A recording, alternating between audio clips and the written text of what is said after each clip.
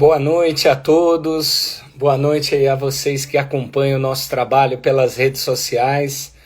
Estamos entrando ao vivo para mais uma live especial hoje com a presença da ANED, a Associação Nacional de Educação Domiciliar. Que Deus abençoe muito você e a tua vida. Nós estamos iniciando mais uma live muito especial. Atenção, papais, mamães, você que em todo o Brasil acompanha aí o avanço da nossa legislação no que diz respeito à educação domiciliar, que tem também a expectativa de ver o mais rápido possível esse tema sendo aprovado no Congresso Nacional. É sobre esse tema que nós vamos falar hoje, tá? Sobre o homeschooling, a educação domiciliar e a sua regulamentação aqui no Brasil. Nós vamos bater um papo especial nesse dia, nessa noite, com uma pessoa aí que atua fortemente nesse trabalho, que tem um trabalho brilhante nesse sentido. E vamos fazer inúmeras perguntas sobre esse tema, tirar dúvidas, trazer muitos esclarecimentos para você pai, para você mãe, para os professores.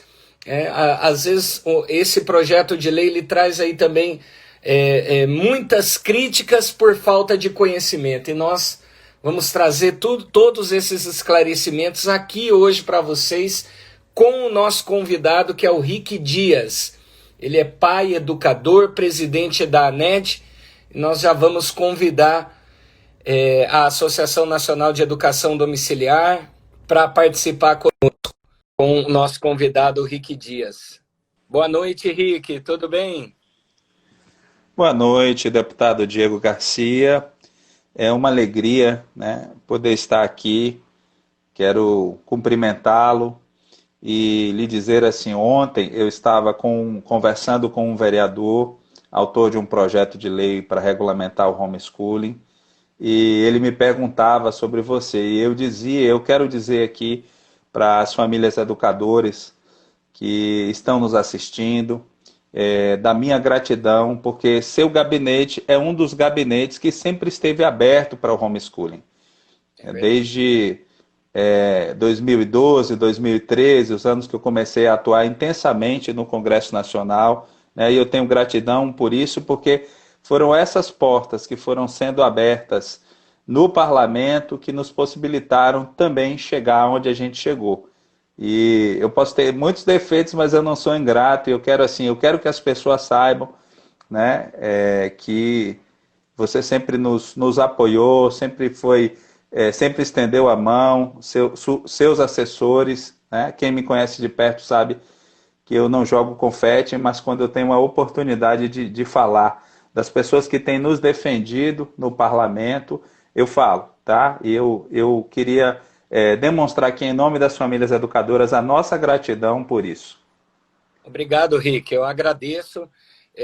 Inclusive, recentemente, nós participamos também aí assinando o documento para urgência do projeto de lei de autoria do Poder Executivo, que foi apresentado pelo agora ex-líder do governo na Câmara, o deputado Vitor Hugo, do estado de Goiás.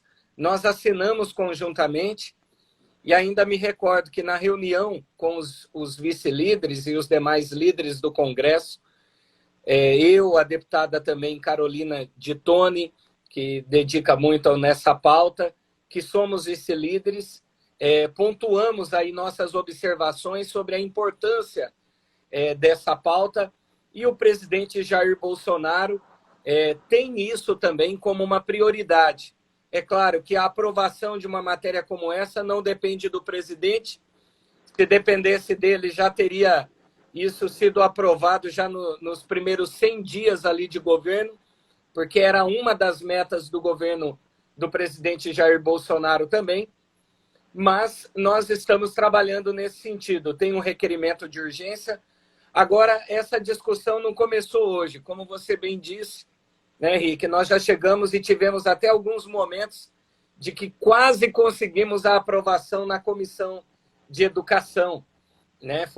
O projeto entrou na pauta, só que quem conhece o ambiente ali da Comissão de Educação sabe que acaba sendo pouco tempo para tanto trabalho que a comissão ela tem.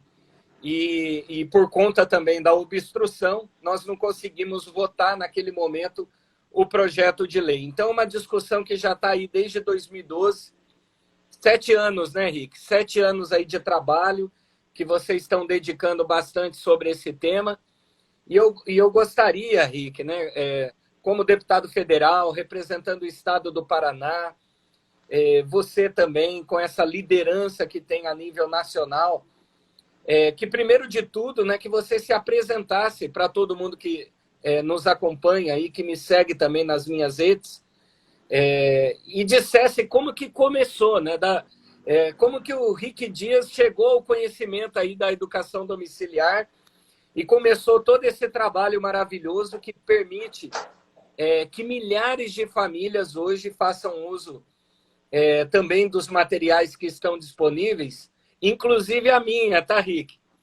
Que bom, fico feliz. Nós não... Eu confesso que nós não fazíamos uso ainda.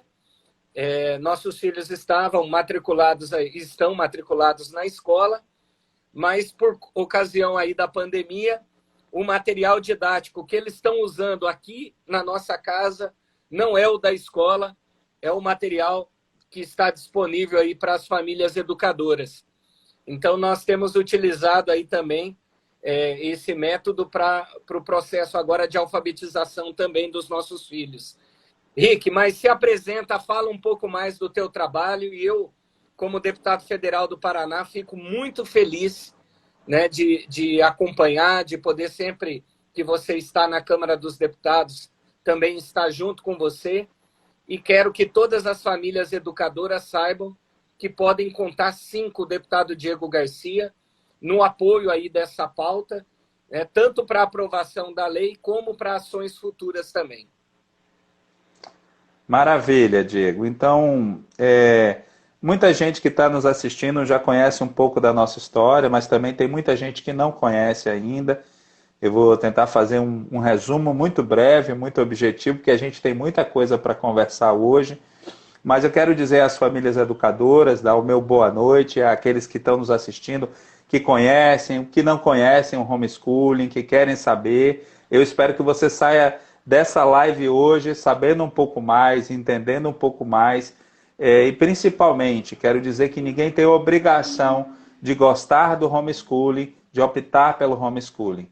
Mas precisa entender que as famílias têm esse direito, tá? Nunca se esqueçam que nós não somos contra a escola, somos a favor da escolha. Então isso aqui é muito importante para a gente começar. Eu sou um pai educador, tenho 2 filhos, eu tenho uma filha de 22 anos e um filho de 19. Ambos estão na universidade e no mercado de trabalho, também estudaram em casa. Eu comecei a me envolver com a educação domiciliar em 2009, então lá se vai mais de uma década. Comecei a fazer atuações no parlamento a partir de 2010, mas mais intensamente a partir de 2012, 2013, quando eu fui entender, quando de fato havia uma PEC, uma proposta de emenda à Constituição, na época de autoria de um deputado paranaense, o Wilson Pickler. Essa PEC foi engavetada. Então surgiu o projeto de lei do Lincoln Portela e a gente retomou todo esse processo. Na verdade, gente, é bom que se saiba, porque algumas pessoas falam que o homeschooling precisa ser discutido, precisa ser debatido, mas são 26 anos, 14 projetos de lei, né? São 13 na Câmara, 1 no Senado, e ainda por cima uma proposta de emenda à Constituição. Não há mais o que se discutir. Eu mesmo, pessoalmente, já participei de audiências públicas nesses mais de 10 anos que eu já perdi a conta, não só em Brasília, mas em outras cidades também, públicas e privadas, em todas as esferas de autoridade dos 3 poderes, executivo, legislativo e judiciário. Então, o homeschooling tem sido debatido sim. Éramos um grupo de pais, na época eu morava em Belo Horizonte, estávamos um pouco insatisfeitos com o ensino massificado da escola, queríamos algo diferente para os nossos filhos, comecei a ouvir falar do homeschooling, na época eu procurei um deputado, e ele falou assim, olha, vocês não vão poder se fazer representar e chegar lá em Brasília como um bando de pais, éramos 6 ou 7 famílias, vocês precisam se organizar numa associação, e assim nascia a ANED, que já nasceu nacional. A internet foi um potencializador desse processo, porque ela trouxe famílias que faziam homeschooling pelo Brasil inteiro e, digamos assim, que nós retomamos essa discussão com muita força, com muito empenho. Eu abandonei minha carreira profissional, tudo que eu estava fazendo.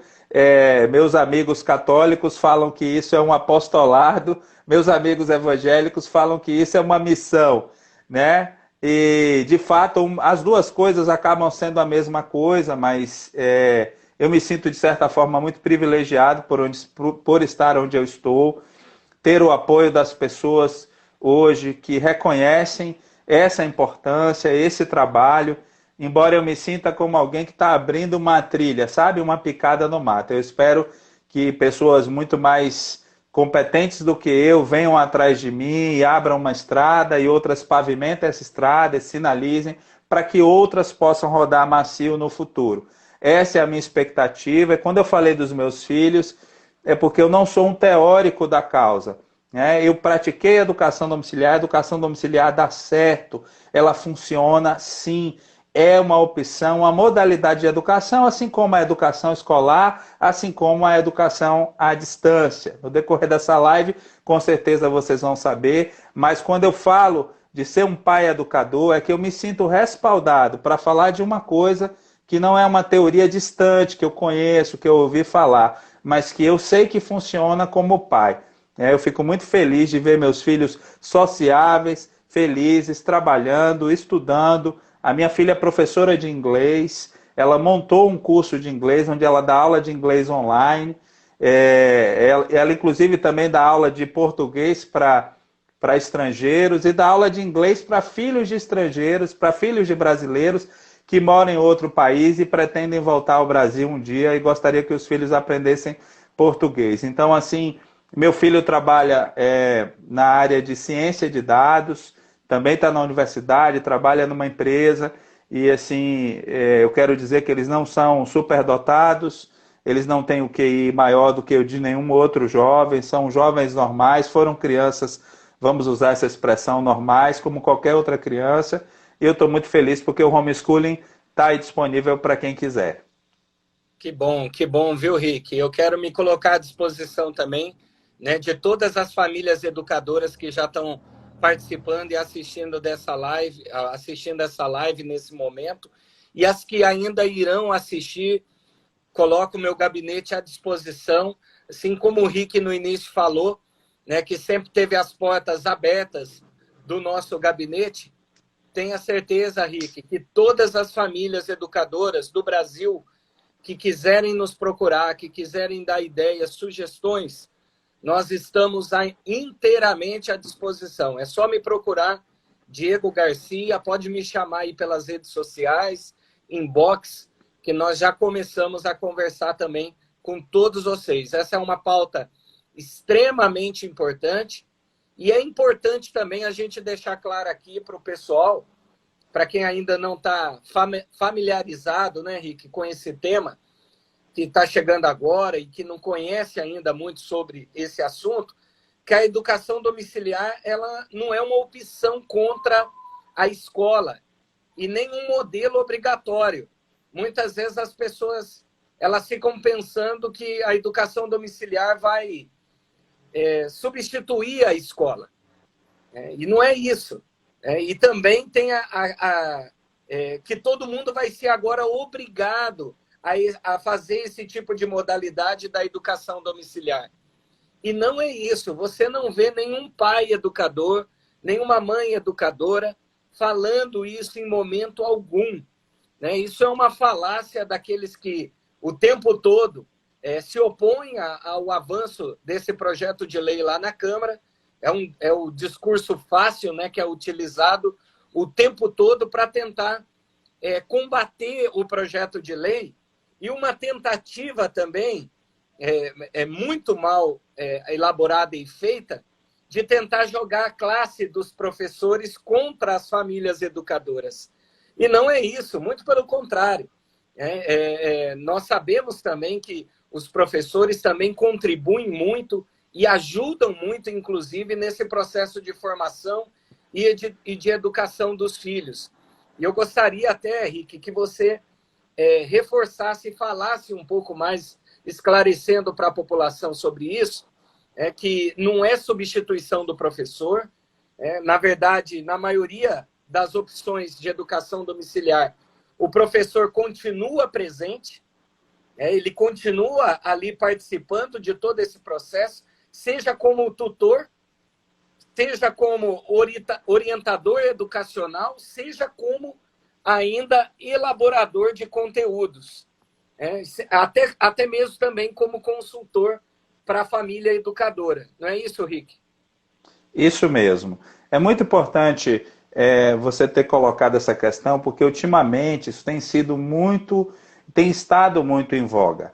Porque nós temos projetos de lei aí sendo aprovados, como aconteceu em Cascavel, como aconteceu em Vitória, e aí sindicatos de professores têm se manifestado, tá, em cima de argumentos falaciosos de uma minoria que eu espero que não seja por má fé, seja por ignorância, que eles têm falado que o homeschooling ele fecha escolas e desvaloriza, desacredita e desemprega o professor. Isso é uma mentira. Deixa eu dizer para vocês o seguinte: o homeschooling, ou a educação domiciliar, é uma modalidade de educação reconhecida ou regulamentada em 64 países no mundo. Para aqueles que dizem que é coisa de americano, deixa eu só lhe dizer que 4 vizinhos nossos aqui, o Equador, o Chile, a Colômbia e o Paraguai, praticam homeschooling. Para aqueles que acreditam que isso é um movimento de direita, de países de governo de direita, eu quero lhe dizer que no leste europeu, além da Rússia, além da Romênia, tem uma série de outros países que praticam a educação domiciliar e é altamente regulamentada. Por exemplo, entre os BRICS, a África do Sul, a própria Rússia, né, ela pratica a educação domiciliar, é regulamentada. Na Índia se pratica a educação domiciliar. Em nenhum desses países houve demissão de professor por causa do homeschooling. Isso não existe. Nenhuma escola fechou. Muito pelo contrário, abriu-se até um mercado novo para os professores. Porque aí é que entra uma questão importante. Os pais, eles são mediadores, intermediários entre os filhos e o conhecimento na educação domiciliar. Eles podem ensinar os filhos e ensinam muito, mas eles não necessariamente são somente os professores dos filhos. Então, muitos educadores acadêmicos, eles são consultados por famílias. Eu digo até que tem uma profissão nova aí para quem quiser ser coach de educação domiciliar. Muitas famílias recorrem a esses profissionais para a elaboração de um currículo, para uma avaliação psicopedagógica, por exemplo. Tá? Às vezes o pai quer saber, meu filho tem 10 anos, eu tirei ele da escola, o que um garoto de 10 anos precisa saber? E muitos desses professores, eu tenho conversado com professores, porque no próprio curso de pedagogia, muitos estudantes de pedagogia procuram a ANED porque querem fazer um TCC em educação domiciliar, e aí fala assim, olha, estou muito triste porque eu aprendi um tipo de pedagogia que na sala de aula eu não posso aplicar, que o sistema não me permite. E no homeschooling você tem, de certa forma, uma liberdade para trabalhar, porque eu acho que o sonho de todo professor é ter um número menor, muito menor de alunos por turma, para que ele possa dar uma atenção maior, e esse é um trunfo da educação domiciliar. Os pais têm esse trunfo, por mais que ele tenha muitos filhos, mas em geral dá para você dar uma atenção personalizada aos filhos, e logicamente você ganha muito tempo, porque às vezes, você trabalha um conteúdo em casa com seu filho que ele levaria 4 horas na sala de aula para aprender. porque ele está, às vezes, junto de outras 30 ou 40 crianças, enquanto que ele ali, às vezes, sozinho ou do lado do irmão, a atenção, a concentração, a memorização, né, a ausência de distrações que são comuns na escola, elas possibilitam esse aprendizado. Então, não houve, muito pelo contrário, houve um fortalecimento da escola. Tá? Para minha tristeza aqui como cidadão brasileiro, porque eu digo sempre que eu trocaria nossos títulos do futebol, e eu gosto muito de futebol, mas eu trocaria os títulos que temos no futebol por colocações melhores nos rankings, nos índices de desenvolvimento de educação, no índice de liberdade educacional, em testes como o PISA, em que ficamos nos últimos lugares, atrás de países, inclusive, menos desenvolvidos que nós. E a maioria dos países, a grande maioria dos países que permite o homeschooling, está na nossa frente nesses índices de educação. Então, assim, o homeschooling não estraga a educação. Ele não afeta a educação negativamente, muito pelo contrário. É bem isso, Rick. Eu queria aqui pedir a Zira Andrade, lá de Campina Grande do Sul, que está participando, né? Fez o trabalho aí de conclusão de curso. Ela está falando aqui, Rick, ela fez o trabalho aí de conclusão sobre educação domiciliar. Se ela quiser compartilhar conosco, eu deixei aqui o meu e-mail, tá, Zira? Para você que quiser compartilhar aí o teu trabalho, até para os nossos estudos também na Câmara dos Deputados, encaminha para mim aos meus cuidados pelo meu... A gente tem uma página, viu, na internet. Nós temos... no nosso site, nós temos uma página só para trabalhos acadêmicos. São inúmeras teses de doutorado, mestrado e TCCs em Direito, Pedagogia, Serviço Social, Psicologia. Pode mandar um e-mail para a gente se você quiser, nós publicamos o seu trabalho lá. Ajuda muito a outros que também querem fazer. Isso mesmo, Rick. Então, enquanto eu comento, Rick, também, se você quiser digitar aí o e-mail para a gente fixar aqui para o pessoal que tem também novos trabalhos e que ainda não encaminharam para vocês, aí eu já vou fixar aqui o seu e-mail também para que o pessoal em todo o Brasil possa encaminhar para que isso esteja público ali na página. Eu coloquei aí aned.org.br, tá? É só entrar lá, tem um campo onde você manda uma mensagem para nós recebemos e direcionamos você para que o seu trabalho fique exposto na nossa página. Legal, Rick, legal. Eu queria hoje, Rick, eu queria trazer aqui um tema de uma forma um pouco diferente nessa live. Você já parou para pensar a educação domiciliar como princípio de direitos humanos? Então, a educação domiciliar como um princípio de direitos humanos. Muita gente quer bater no projeto de lei falando de socialização e de controle de avaliação. Mas isso é tudo desculpa. É tudo falácia, é tudo mimimi aí de quem quer bater no projeto de lei. Esses argumentos são muito fracos. Se o problema é a socialização, crie um mecanismo para garantir a socialização. E digo mais, a escola não é um bom lugar para a socialização. Na escola a gente encontra drogas, erotização, bullying. A Declaração Universal dos Direitos Humanos, escrita em resposta às atrocidades aí da Segunda Guerra Mundial, afirma que os pais têm o direito de decidir que tipo de educação seus filhos devem receber. Isso está muito claro. E isso inclui também os direitos de fornecer ou isentar de instrução religiosa e moral. É um direito dos pais e que nem sempre é respeitado, não é verdade, Rick? Isso mesmo. Esse é um ponto muito importante, porque a gente precisa tirar a educação domiciliar dessas discussões improdutivas sobre essa questão que é uma outra falácia, a questão da socialização. Essas crianças são muito bem socializadas em casa, tá? E a gente precisa ser leal nessa discussão. Você tocou num ponto muito importante, Diego, nós precisamos discutir de forma leal. Então, assim, eu já estive com quatro ministros da educação e, assim, os anteriores principalmente me falavam, os anteriores ao governo Bolsonaro, eles me falavam o seguinte: não, a escola ela é o lugar, é o espaço do aprendizado lúdico, do exercício da tolerância, do convívio saudável com a diferença da harmonia das relações, né? Aí a gente tem vontade de rir, porque a escola não é isso, ela deveria ser, mas ela não é. Então, assim, não adianta você querer comparar a escola ideal, porque isso é a escola ideal, não é a escola real, com a educação domiciliar. Tá? A socialização da escola hoje ela é uma socialização ruim e pobre.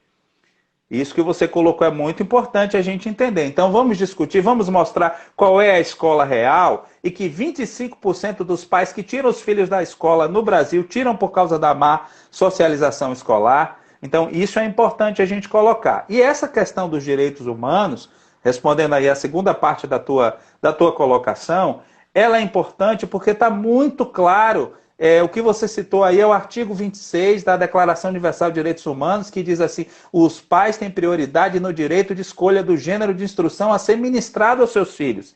E a educação domiciliar ela é um gênero de instrução, então ela é um direito humano. Tá? Então, assim, não adianta dizer aos pais: as crianças só vão aprender a religião dos pais, mas olha só, o Brasil assinou tratados, como o Tratado de São José da Costa Rica, que garante aos pais, enquanto as crianças são pequenas, enquanto estão sob a responsabilidade deles, esse direito de ensinar suas crenças, sejam elas quais forem. Então, assim, o que está se fazendo é passando por cima de direitos, quando se diz, por exemplo, a educação domiciliar é ilegal no Brasil, nunca foi. Porque um dos princípios, um dos pilares da Constituição brasileira é o princípio da legalidade, que diz que ninguém será forçado a fazer ou a deixar de fazer qualquer coisa, senão em virtude da lei, está na nossa Constituição. Então, se não temos uma lei ainda a favor, permitindo expressamente a educação domiciliar, também não temos uma lei contra. Então, se não tem uma lei a favor, não tem uma lei contra, eu não sou forçado nem a fazer, nem a deixar de fazer. Certo? Infelizmente, eu preciso dizer isso aqui, a nossa Constituição hoje ela não é o que está escrito lá, ela é o que o STF acha que ela é. Então o STF, quando ele julgou, ele nem disse assim: olha, a educação domiciliar é constitucional. Não, ele usou de um eufemismo, quando ele diz assim: a educação domiciliar não é inconstitucional. Ora, se ela não é inconstitucional, então ela é constitucional. O resto é falácia.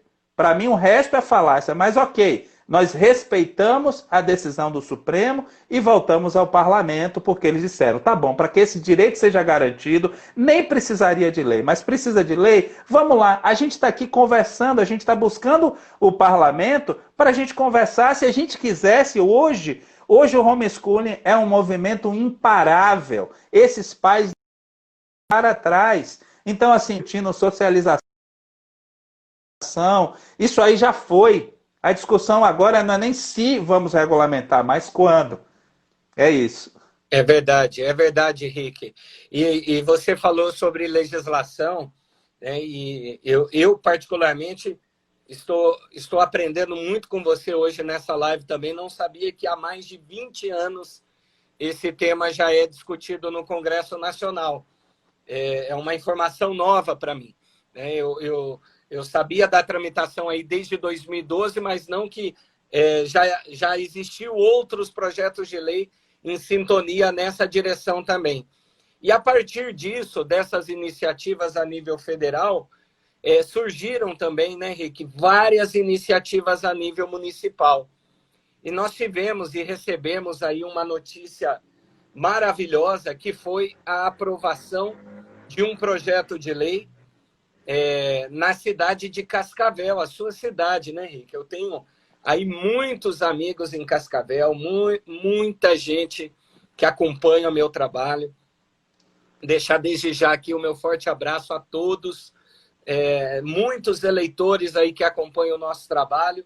E eu fiquei muito feliz com a aprovação. Parabéns à Câmara de Vereadores da cidade de Cascavel por essa iniciativa, pela aprovação desse projeto de lei. E até antes da gente falar sobre isso, eu gostaria de destacar que Cascavel é também se eu não me engano, a cidade do Brasil com o maior número de famílias educadoras. É isso mesmo, Rick? Em relação à população, sim, proporcionalmente à população, eu já sei que ela é a maior do Paraná, do estado do Paraná, porque assim, a Cascavel tem uma população de pouco mais de 300 mil habitantes e tem bem mais de 200 famílias hoje, isso as famílias que a gente sabe que existe, né? Eu sempre digo, eu não quero ser leviano quando eu falar de números, mas quando nós falamos, tem 10 mil famílias no Brasil, quero dizer a vocês que eu acredito, eu estou assumindo a responsabilidade pelo que eu estou falando aqui. Isso não é nem algo da ANED, isso aqui é o Rick falando. Eu acredito que para cada uma família que nós conhecemos, que nós sabemos que existe pelo menos uma ou duas que estão escondidas ainda, temendo denúncias e processos e perseguição do Ministério Público, mas que vão aparecer assim que a gente tiver uma legislação. E das que vocês conhecem, são quantas já, Rick? No Brasil? Olha, hoje... segundo o nosso crescimento, nós fizemos uma última pesquisa em 2018, onde nós dávamos conta de 7.500 famílias, tá? Éramos para ser 10 mil famílias em 2019, onde nós não pudemos fazer mais uma pesquisa. Hoje em dia é complicado, porque para que eu consiga validar essa pesquisa, eu preciso que as pessoas, né, se identifiquem, coloquem o CPF, e as pessoas têm muito receio de fazer isso, e eu respeito. Mesmo as famílias confiando em nós, elas têm receio de colocar o CPF lá justamente por conta dessa perseguição. Então hoje nós devemos ter em torno de 10 mil famílias, até antes da pandemia. Depois da pandemia a gente perdeu isso de vista, porque a gente recebe uma média de 30 mensagens por dia, ou e-mails, ou mensagens no nosso site, nas nossas redes sociais, de pais que resolveram fazer educação domiciliar. A maioria porque descobriu que podia ajudar o filho ou que o filho teve um desempenho melhor em casa. Então, assim como tem pais que estão chateados, estão querendo que a escola volte, porque não aguentam mais, ou porque não esperavam, não contavam com isso, ok, não tem problema, quando acabar esse isolamento social, vocês vão poder voltar com seus filhos para a escola, mas muitos pais se descobriram bons pais educadores e que podiam ir além de ajudar os filhos apenas na lição de casa. E eles têm optado por isso, né? Tem alguns motivos negativos também, que são os pais que estão muito chateados porque esses pais não estavam acompanhando os filhos e perceberam com os filhos em casa que eles pagam muito caro por um projeto pedagógico às vezes muito ruim, né? E ficaram muito aborrecidos ali, se sentiram lesados. Esses pais procuram a nós, procuram outras famílias educadoras, procuram a ANED, às vezes até para desabafar. Estou pagando uma fortuna por um projeto pedagógico, é isso que meu filho aprende na escola. Quer dizer assim, precisou uma pandemia, né, para você descobrir, né, que seu filho tinha um projeto pedagógico que estava sendo trabalhado com ele, que você está percebendo que ele não aprendeu, ou que ele não sabe nada, ou quase nada. É lamentável essa situação, né? Nós não achamos bom que o Brasil tenha uma escola assim, né? Eu espero ainda que o ministro da Educação chegue e fale assim, gente, vamos calçar as sandálias da humildade, esse modelo escolar não serve mais, nós não podemos educar crianças nascidas no século XXI no cativeiro do Google, na mesma sala de aula do século XVIII, com carteiras enfileiradas, um olhando para a nuca do outro. Não é possível que o Brasil se mantenha dessa forma ainda. Nós precisamos avançar, né? Por isso que eu disse, nós não somos contra a escola, não queremos que a escola acabe, não é essa a nossa luta. Nossa luta, aliás, eu nem estou aqui para falar da escola, mas inevitavelmente a gente acaba falando, principalmente numa situação como essa que nós estamos vivendo. Com certeza, Rick. E olha, a gente nem falou do projeto de lei, já choveu uma hashtag aqui, que eu vou ler aqui, sanciona Paranhos, né? Isso mesmo. Falamos ainda isso mesmo. Do projeto de lei, já choveu a hashtag aqui, sanciona Paranhos.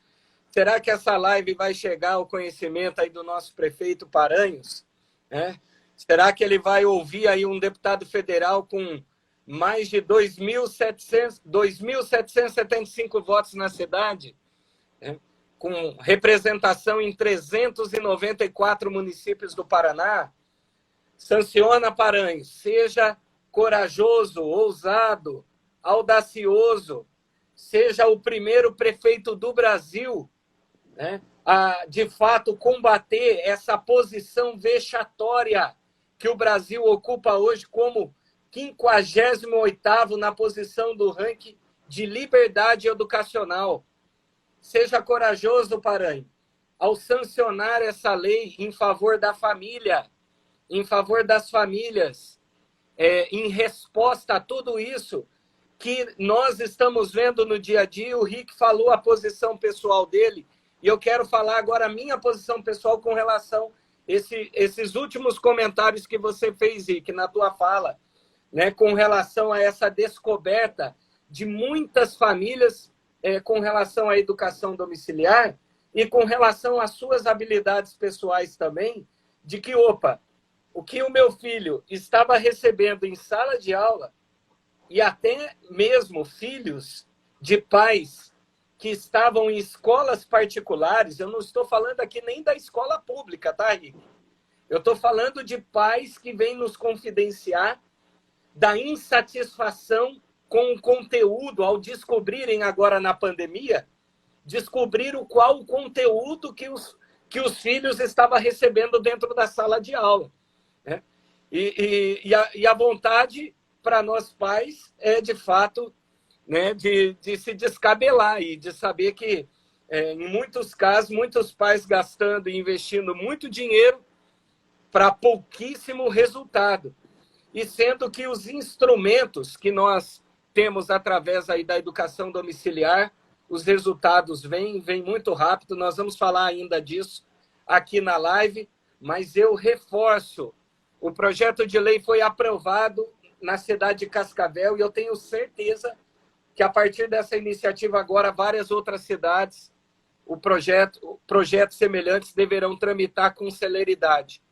E a sanção por parte do prefeito municipal em Cascavel, eu como legislador federal, falo, Rick, aqui para todas as famílias educadoras. Isso, com certeza, terá um peso grande também na aprovação no Congresso Nacional. Até mesmo para nós, deputados, isso será muito importante mostrar que a cidade do Paraná, já com o maior número de famílias educadoras, proporcionalmente também uma das maiores do Brasil, ela está dando uma resposta, né? E temos aí os inúmeros testemunhos e relatos que mostram que, de fato, é possível, sim, os pais participarem desse processo de formação e educação dos seus filhos, né? E de forma responsável, e esses filhos, essas crianças, crescendo com conhecimento, com sabedoria, com todos esses instrumentos, com muita qualidade, né?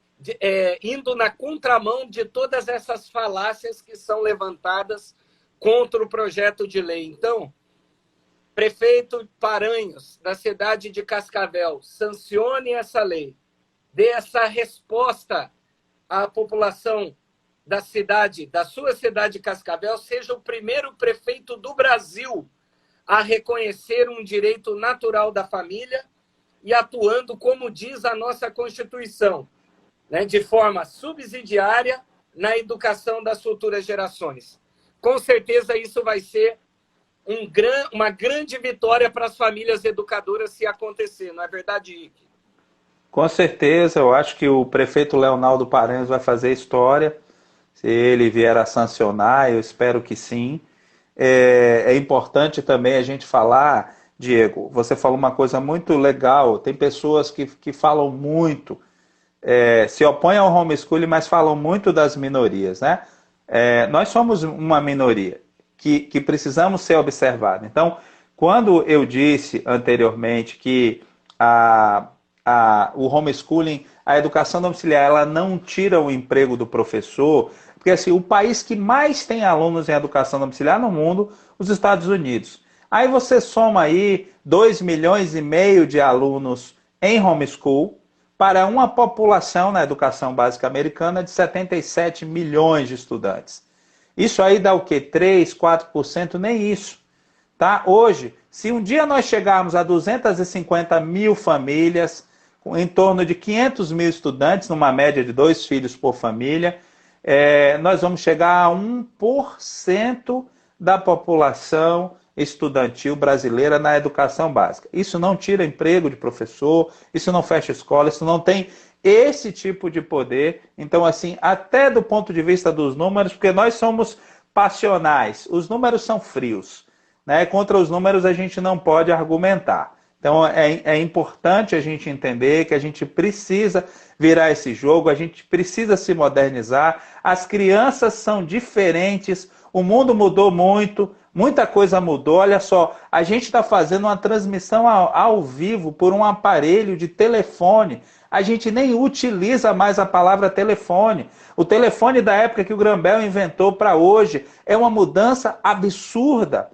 Eu acho que a última coisa que a gente faz hoje num telefone é falar com alguém, porque hoje tem tanto aplicativo, tem tanta coisa, que a última coisa que a gente faz é ligação. Observe um veículo, um carro, um automóvel, da época que foi inventado para hoje. Quanta transformação. Aí você vai e vê que o mundo todo se transformou muito rapidamente, em poucos anos, e a sala de aula continua a mesma coisa.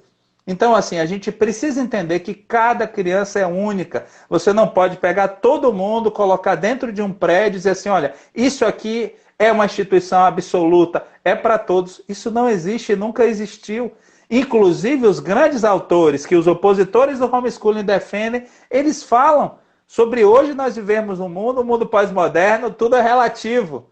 É interessante essa discussão, porque na Idade Antiga era a religião que tinha as respostas. Na Idade Moderna passou a ser a ciência. E hoje, na era pós-moderna, o que os autores do nosso tempo dizem? Que nem ciência, nem religião, tudo é relativo. Então, assim, eu não entendo porque para esses a escola é uma instituição absoluta. Não, gente. As pessoas são diferentes, as crianças são diferentes.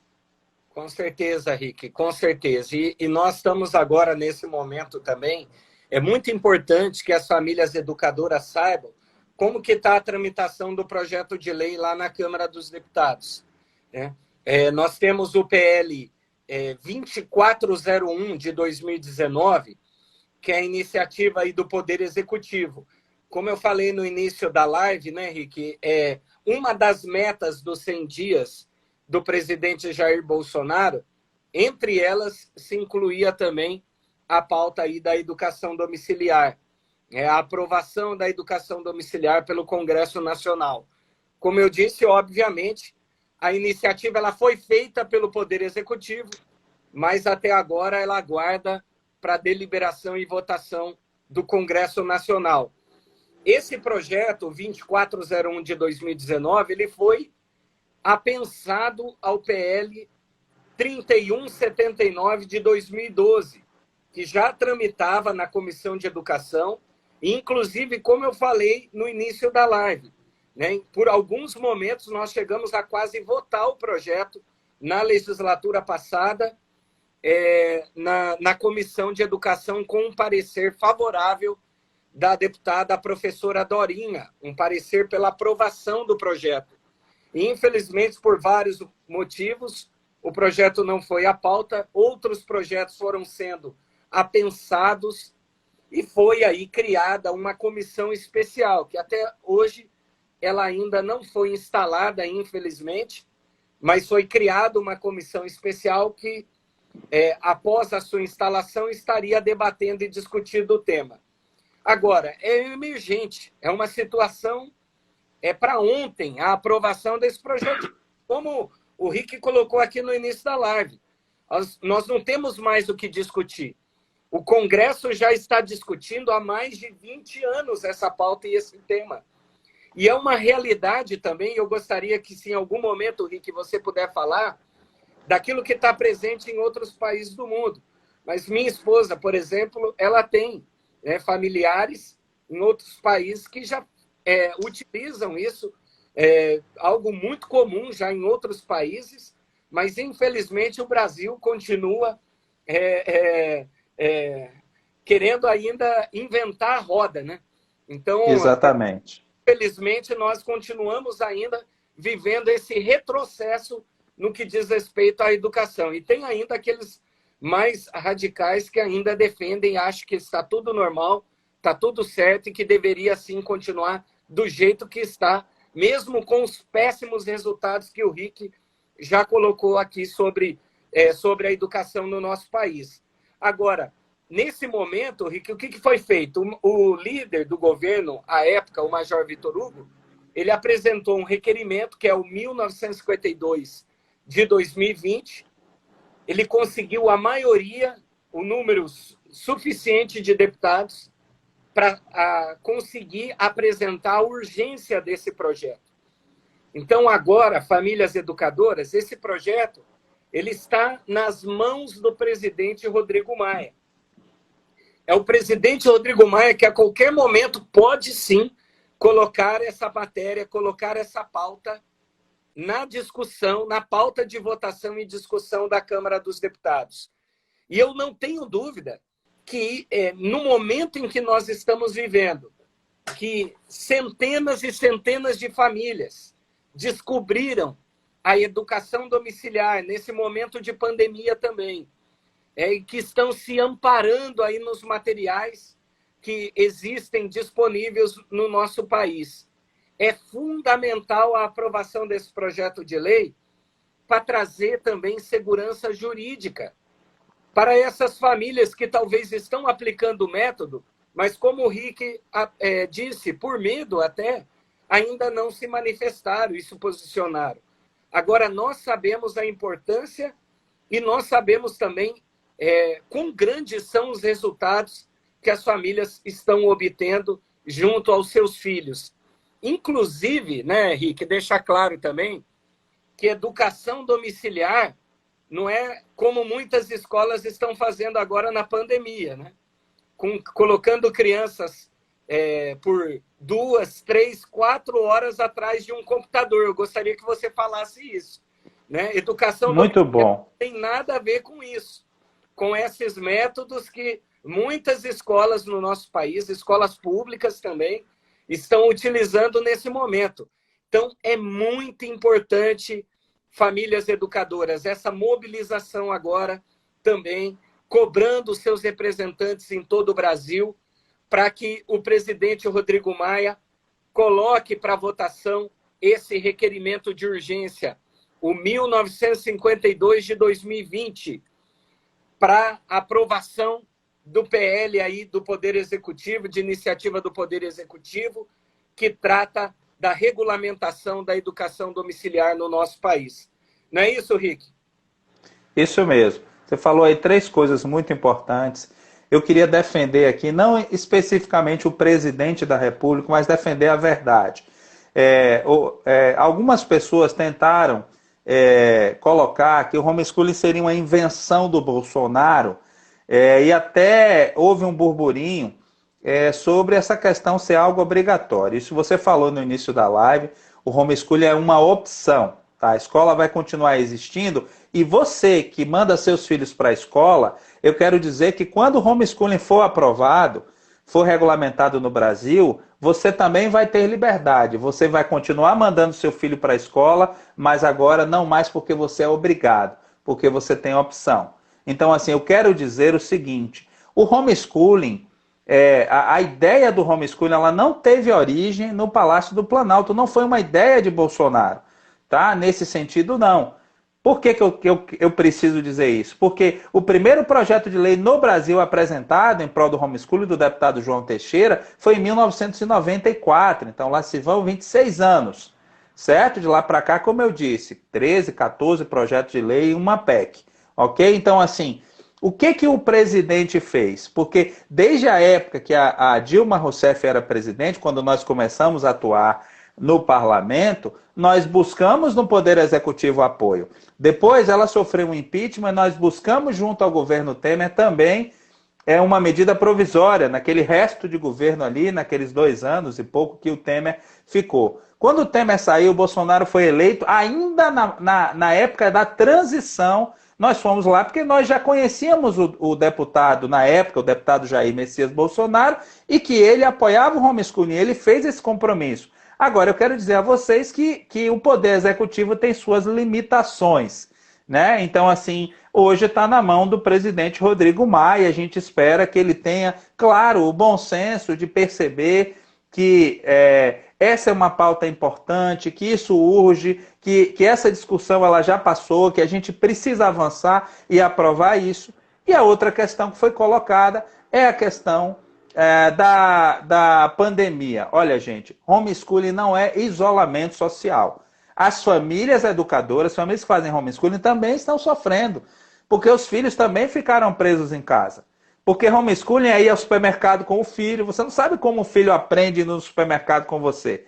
Se aquilo for um trabalho pedagógico, com toda certeza. Se você for ao mercado com uma visão pedagógica. Então, eles que sempre foram a parques, praças, museus, bibliotecas, hoje estão impedidos de ir. Então, homeschooling não é isolamento social. Por outro lado, então, a gente não pode dizer que está todo mundo em homeschooling. Agora, o que de bom aconteceu? Aconteceu de bom o seguinte: muitos pais se aperceberam do que os seus filhos estão recebendo na escola em termos de conteúdo. As escolas foram pegas de calças curtas e não estavam preparadas. Algumas tentaram desenvolver plataformas digitais meia boca e não deu certo, porque isso requer um tempo, precisa treinar os professores, as públicas nem se fala, certo? Então, assim, e alguns pais também perceberam, claro, como eu já disse, que podem ajudar os filhos na escola. Sobre números, gente, os estudos, mais de 35 anos de pesquisa em homeschooling, eles dizem o seguinte: os alunos educados em casa têm melhores resultados acadêmicos do que os alunos educados na escola. Eu não sei se vocês sabem, mas universidades americanas como Yale, Stanford, Harvard, entre outras, elas têm, nos seus primeiros lugares, as vagas são dos educados em casa. Eles entram lá com taxas, como eles chamam lá, e notas mais altas do que os alunos das escolas públicas americanas. Inclusive, nos Estados Unidos tem universidade para homeschooling.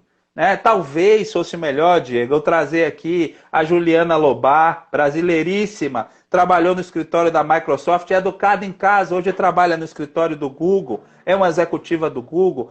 Eu podia trazer aqui a minha filha, que empreendeu uma escola de inglês e aprendeu inglês em casa, estudando sozinha, é fluente em inglês e hoje tem um certificado para poder ensinar. Eu podia chamar aqui a Rebeca Medeiros, uma menina daqui de Cascavel, onde atualmente eu moro, que há 2 meses atrás foi aprovada no vestibular de medicina, ou o Carlo Byron, lá de Roraima, que passou em primeiro lugar em medicina, também foi educado em casa na Universidade Federal de Roraima.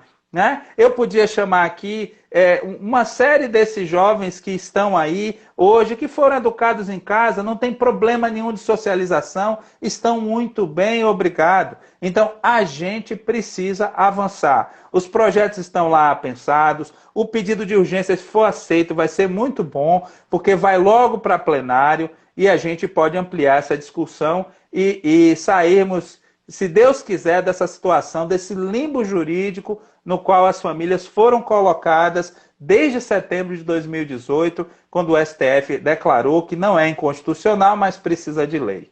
Com certeza. Para garantir o direito.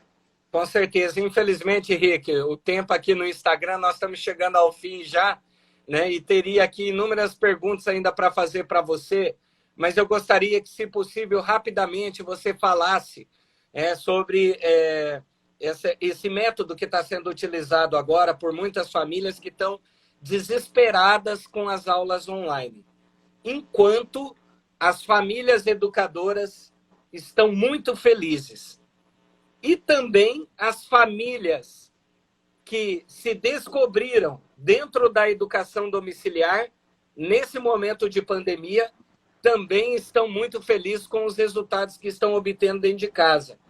Mas tem muita gente triste, tem muita gente ainda desesperado porque justamente não estão conseguindo lidar com tanto conteúdo online que está sendo disponibilizado pelas escolas, e isso está acontecendo em todo o Brasil, não é verdade, Rick?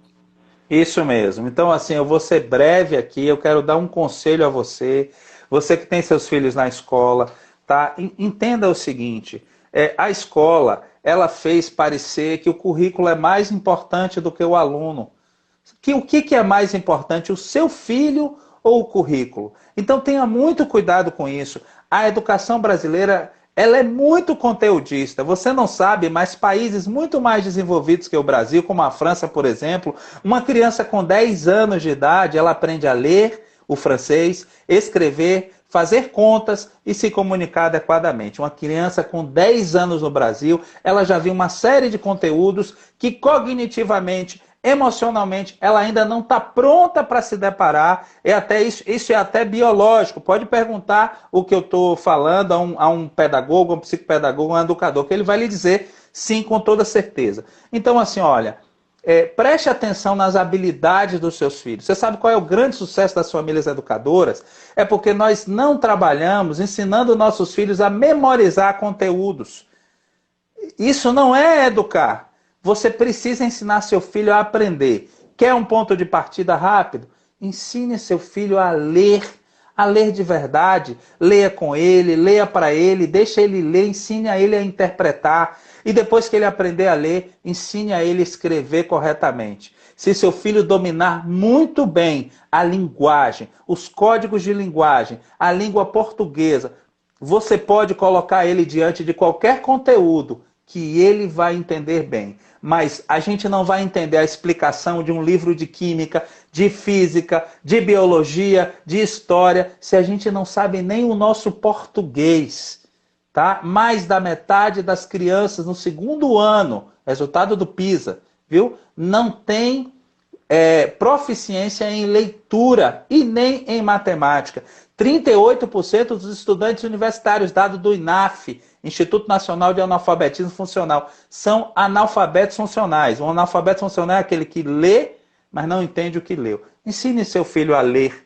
Você vai ver que a leitura vai abrir a mente dele.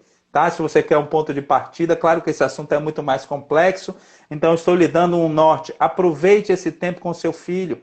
É melhor que ele aprenda algo profundamente do que ele passear pelo conhecimento como um esquiador, passeia por um grande lago, né, passando por cima de tudo e não se aprofundando em nada. Olha aqui, Rick, eu até fixei aí o comentário da minha esposa. Ó. Homeschooling é uma arte de amar. Olha que bonito aí, ó. Boa! Gostei dessa frase, viu? Vou anotar ela no meu caderno. Ô, Rick, eu abri uma caixinha de perguntas antes de começar a live e o pessoal fez algumas perguntas, então vamos fazer aqui o ping-pong, tá? Tem que ser rápido porque nós temos 2 minutos só. Vamos lá, ó. Vamos lá. Carolina Nogueira, o município pode instituir o homeschooling? Existe competência municipal para legislar sobre a educação? Sim, o município tem competência suplementar. Quando o Estado ou a federação não entra, o município pode. A Primalheiros, alguma previsão de votação aí do PL? Aí essa é para mim, né? Aí agora depende do presidente da Câmara, Rodrigo Maia. Nós fizemos tudo que estava a nosso alcance, Pri, tá bom? Colocamos aí, conseguimos as assinaturas suficientes para o requerimento de urgência.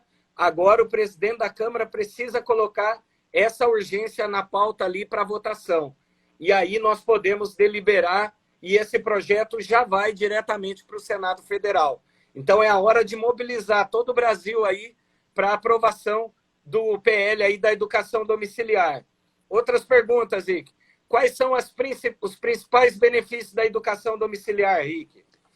Bom, desenvolve o gosto pelos estudos, o prazer de aprender, desenvolve a disciplina do estudo, desenvolve novas técnicas de aprendizagem, produz adultos seguros, com autoestima sólida e proporciona excelentes resultados acadêmicos. Legal. A educação domiciliar produz bons resultados acadêmicos? Já respondi. Acabou de responder. E quanto ao Enem e vestibulares?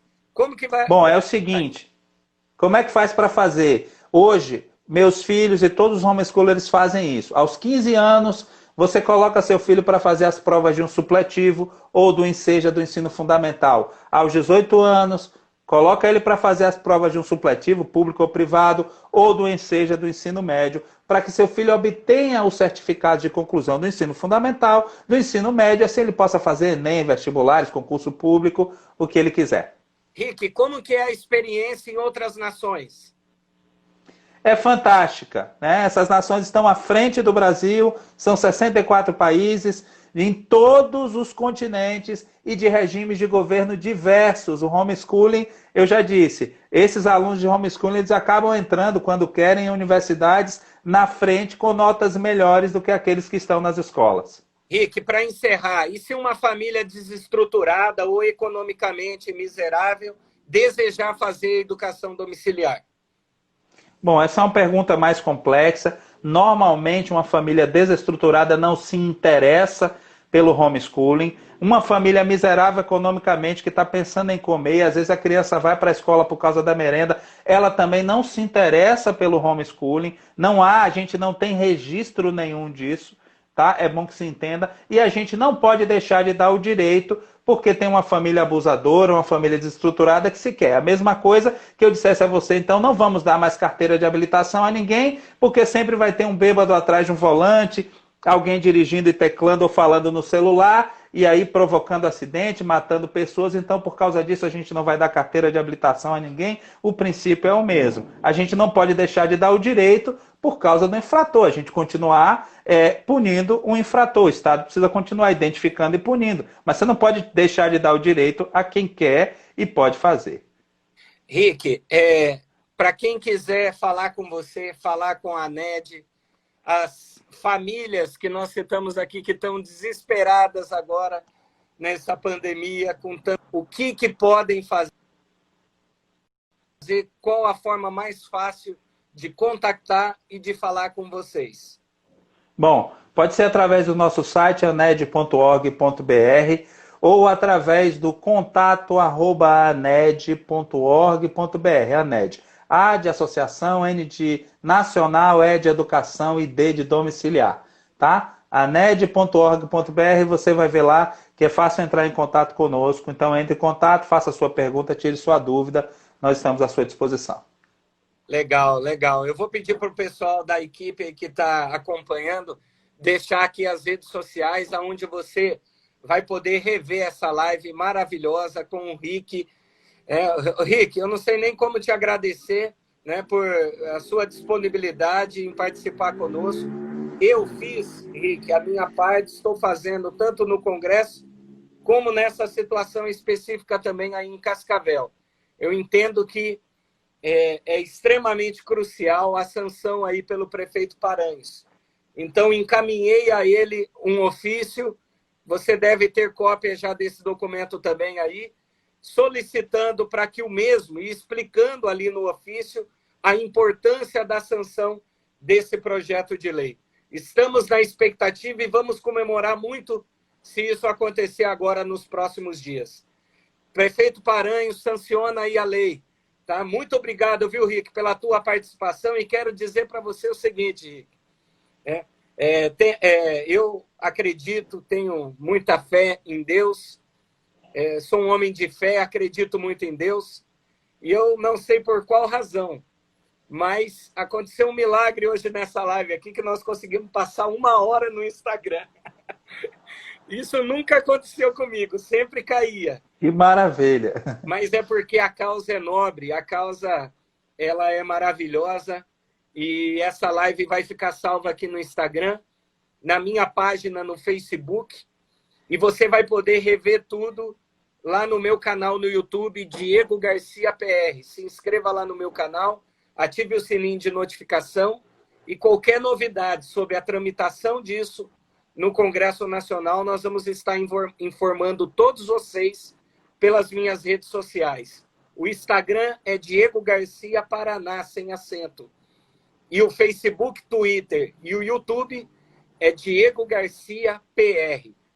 Acompanhe aí o nosso trabalho pelas redes e acompanhe também a ANED pelas redes sociais, com muito conteúdo, com certeza, né? Nas redes sociais, não é isso, Rick? Isso mesmo, a gente tem buscado trazer conteúdos. Se você precisa conhecer o que é educação domiciliar, eu acho que o que de básico você precisa conhecer para entender de fato o que é, entra lá no nosso site que você vai ter. E se você tiver mais dúvidas, entre em contato conosco que a gente pode te responder. É isso aí, pessoal, é isso aí. Rick, muito obrigado, viu? Que Deus abençoe muito você, tua família, essa renúncia, essa coragem, né, de deixar, literalmente, deixou tudo para dedicar a essa causa. E eu não tenho dúvida que se talvez não todas as pessoas, graças a esse trabalho que você está fazendo e tantas outras famílias educadoras estão fazendo, terão a oportunidade de te agradecer um dia pessoalmente. Eu quero, em nome de todas essas pessoas, dizer a você, em nome da minha família também, muito obrigado por tudo, que Deus abençoe as famílias educadoras no nosso país e que, com certeza, aí esse instrumento e outros instrumentos que estão nascendo agora, através desse novo governo com o presidente Jair Bolsonaro também, muita coisa que o Rick falou aqui, ó, para quem assistiu a live que eu fiz há dias atrás com o secretário nacional de alfabetização, vai encaixar muita coisa ali, muito conteúdo ali que o Rick falou aqui de literacia, falou da leitura, da importância da leitura. Tem muita coisa disponível já hoje também aí no portal do MEC, nesse sentido. E, é claro, lá no portal da ANED, vocês vão encontrar também muito material importante. É isso que nós sonhamos, para um novo país, um novo Brasil, uma mudança radical, uma transformação na educação como pilar fundamental aí para o desenvolvimento social, para o desenvolvimento econômico no nosso país, o novo Brasil que nós tanto sonhamos. Obrigado, Rick. Deus abençoe. Muito obrigado, Diego. Deus abençoe você também, as famílias que estão assistindo. Eu acho que assim, o maior sentimento, a maior gratidão é ver as famílias todas com liberdade, tá? Para que eu quero ter essa sensação, eu quero ver isso, né? Eu tenho essa sensação de dever cumprido e fiquem com Deus todos, eu creio que a gente vai vencer, sim. E as famílias... Muito obrigado por esse espaço. De todo o Brasil, indo a Brasília, por favor, não deixe de visitar o nosso gabinete. Serão aí sempre muito bem recebidos. Ou pelo menos comuniquem o Rick aí, que o Rick tem nossos contatos lá. E ele vai mandar uma mensaginha ali avisando que o pessoal está indo. Vai ser um prazer recebê-los lá no Congresso Nacional, tá bom? Um abraço a todos. Daqui a pouco, às 21h30, eu volto para uma live daí oracional, fazendo um momento de oração aqui pelo nosso país. Um abraço a todos. Deus abençoe vocês. Deus abençoe Rick. Deus abençoe todas as famílias educadoras do nosso país.